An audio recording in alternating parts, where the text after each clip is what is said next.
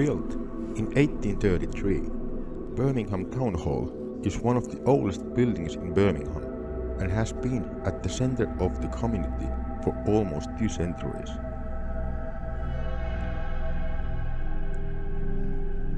Since opening its doors almost 200 years ago, Birmingham Town Hall has welcomed theatre groups, public speakers and musicians from all over the world. After falling into a state of disrepair towards the end of the last millennium, the building was closed in 1996 for refurbishment. 12 years and £35 million later, Birmingham Town Hall was officially reopened by the Prince of Wales and the Duchess of Cornwall.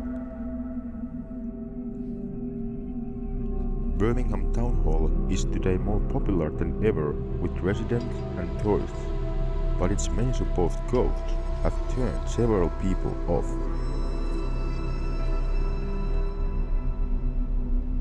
A worrying amount of accidents occurred during the construction of the town hall in the 1800s, and one such accident saw 2 workers crushed by a pillar that became loose during installation. It is said that the deceased workmen can still be seen in the Great Hall, the room in which the accident took place, attempting to finish the job. Many startled theatergoers and employees have seen the ghost of an old man in theater over the years. Those who have encountered the fellow say he keeps himself to himself and sits at the very back of the theater, quietly puffing away on a pipe until he is approached. Once somebody endeavors to talk to him, he vanishes into thin air, leaving not even the smoke from his pipe hanging in the air.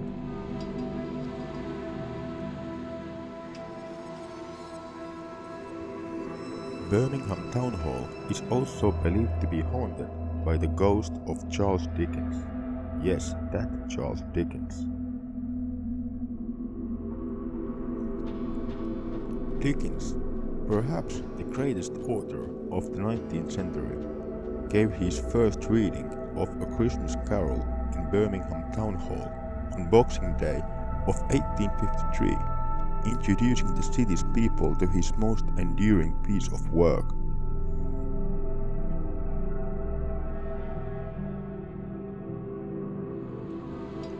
Dickens' ghost has been seen strolling through the various corridors of the building, minding his own business, much like the old man in the theater.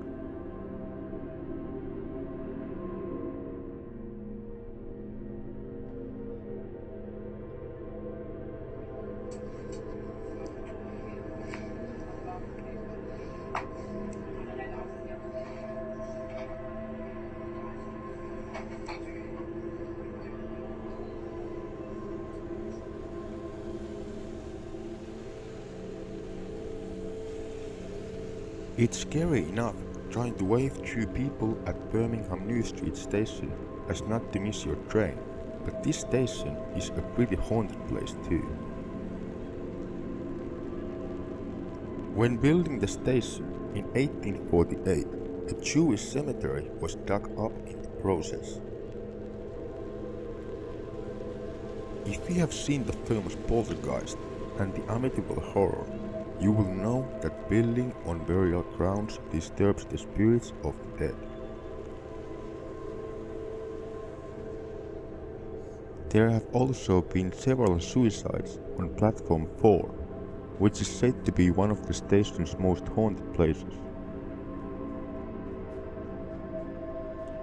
Many passengers have reported a strange unseen presence, and the 2 spooky spirits we are aware of are Walter Heartless, a retired engine driver who shot himself with a revolver after separating from his wife, and a gentleman called Claude, who is seen wearing Victorian clothing and is said to have died after poisoning himself. Plus, it gets spookier than that, as there have also been some tales of supernatural activity linked to a fatal train crash at New Street Station in 1921. Two passenger trains collided at 4:25 p.m. on November 26 on the London and North Western Railway, with 3 people killed and 24 injured. So maybe watch which platform you are on next time you catch a train from there.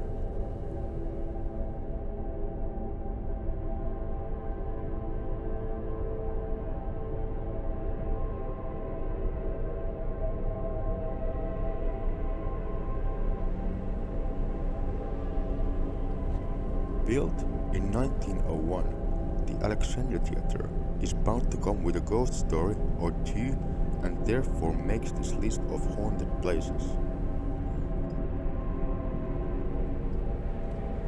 More than 5 ghosts are said to haunt the Alexandria Theatre, including former manager Leon Solberg, who took over the venue in 1911 and was found dead in his office in 1937.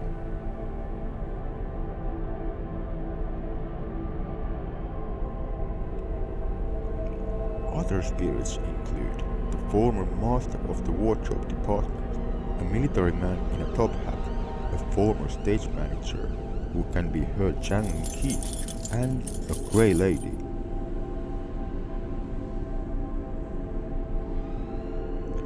In addition, power from electrical devices in the theatre is often inexplicably drained, while knocking and tapping noises are often heard, as well as doors mysteriously opening and closing.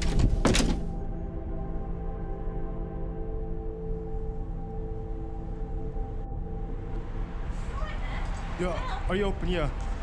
So I'm looking for the ghost of Leon Solberg. Yeah, I'm looking for the ghost of Leon Solberg. He's a former manager who took his own life in 1937. Yeah, we're not able to So you haven't seen his ghost by the time? We're not able to look at it, I'm afraid. Okay, no problem. All right, thank you.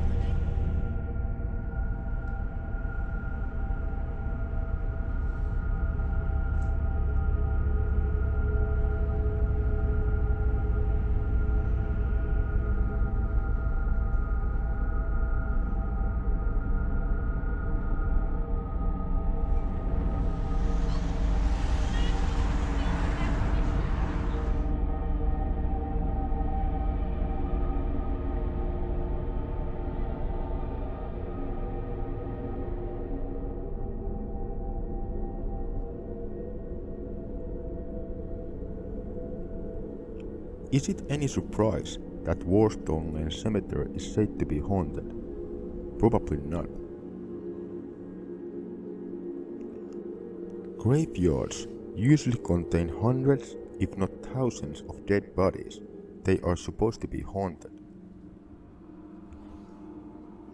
While there are indeed many cemeteries around the United Kingdom and the rest of the world, which are reported to be home to various spirits, few have the same level of paranormal activity as Warstone Lane Cemetery.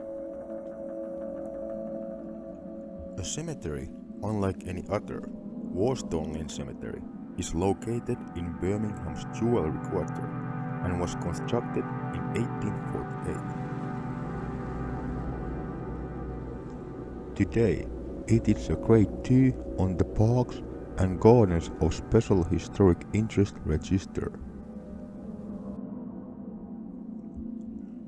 Though the graveyard is no longer open to new burials, tourists frequently visit Warstone Lane Cemetery, as does the spirit of a young woman.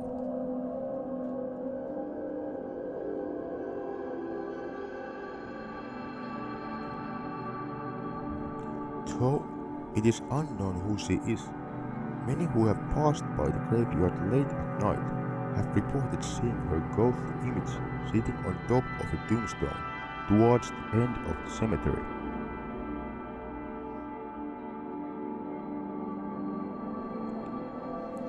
Perhaps her identity could be discovered by venturing into the graveyard and reading the name on the tombstone she sits on, but that's usually the last thing on anybody's mind when they encounter the spirit.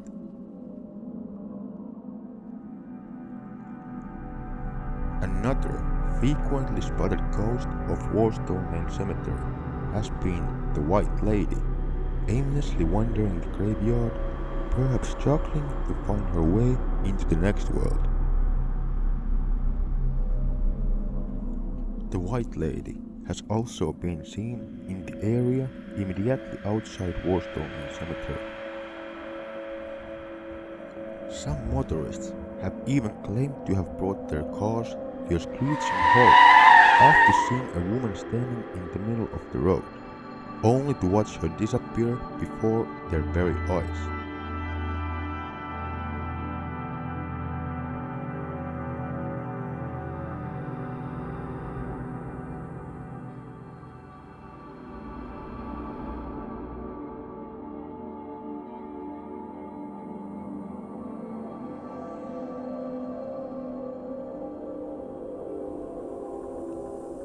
Smethwick Swimming Centre, formerly known as Timbermill Baths, has gone through many exciting changes over the years and has had numerous famous faces passing through its doors, and remarkably, it also survived the Second World War.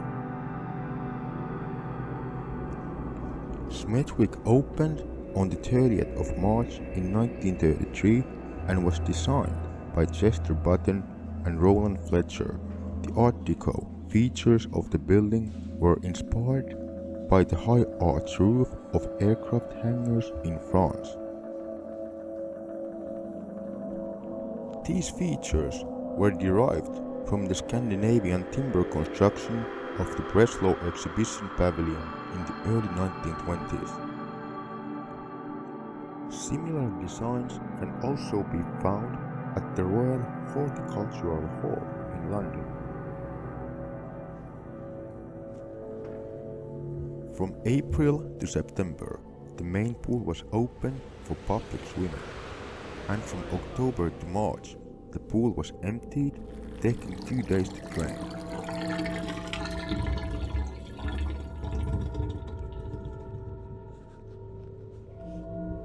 Once unpacked, the area was boarded off with a sprung maple floor.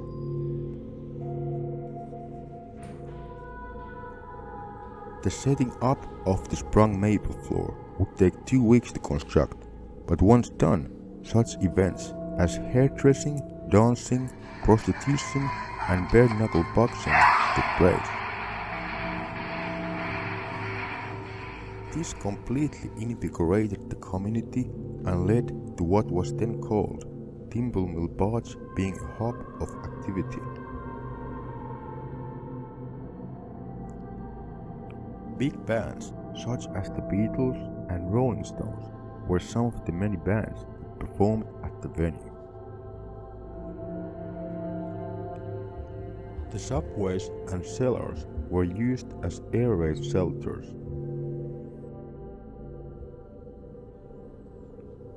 The tunnels have a creepy and disorienting feel and are said to be haunted. If, for any reason, they had to escape the air raid shelter, this would have been the direction, and it was also the only way out of the premises back then.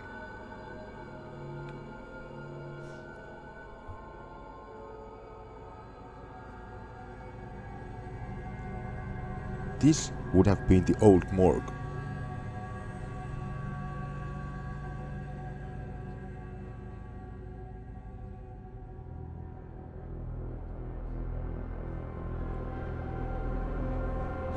They would have put the dead bodies through here, and they would have come down here where they would have kept the bodies.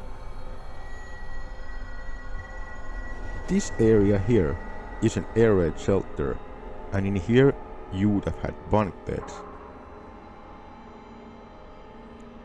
Posters from the war period can still be seen today in the subways, along with drawings on the wall.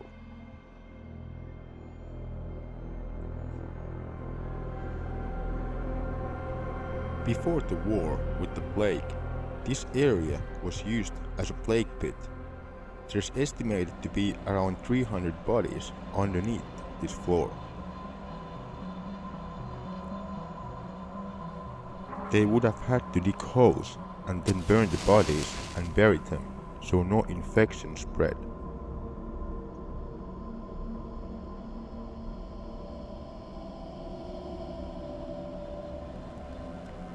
There have been numerous reports of strange unexplained happenings, from footsteps to dark apparitions being witnessed.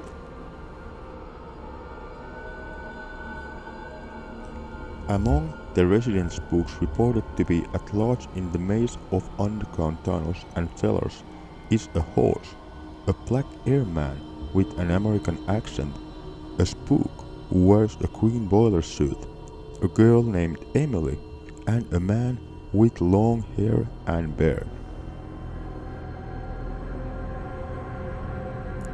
Staff have reported seeing strange blue lights, pyramids of stones suddenly appearing on the floor, as well as an array of voices which cannot be explained.